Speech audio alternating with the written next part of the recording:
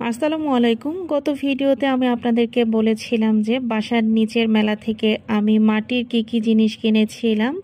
তো এখানে আমি আজকে মাটির দুইটা জিনিস কিনেছিলাম। তো প্রথমে যেটা আপনাদেরকে দেখাচ্ছি, এটা একটা গোল টাইপের ঘরের মতো।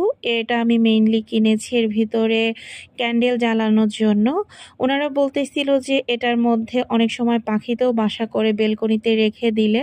তবে এটা আমি আসলে ক্যান্ডেল জ্বালানোর জন্যই নিয়েছি। আমার কাছে বেশ ভালো লেগেছে জিনিসটা। আর এর পাশে যে শোপিসটা দেখতে পাচ্ছেন, এটা হচ্ছে গিয়ে একটা গাছের উপরে ঘরের আকৃতি দেওয়া এবং তার উপরে ঠিক দুইটা পাখি বসে আছে। তো এখানে এই দুইটার মধ্যে আমার কাছে গাছের আকৃতি যে শোপিসটা দেখতে পাচ্ছেন, এটা বেশি ভালো লেগেছে। সাথে একটা মিররও নিয়েছি। এই ডিজাইনার মিররগুলো আমার কাছে বেশ ভালো লাগে। তো আপনাদের কাছে জিনিসগুলো কেমন লেগেছে অবশ্যই কিন্তু কমেন্ট করে জানাতে ভুলবেন না। তো আমার কাছে কিন্তু ভীষণ পছন্দ হয়েছে, তাই আপনাদের সাথে শেয়ার করলাম।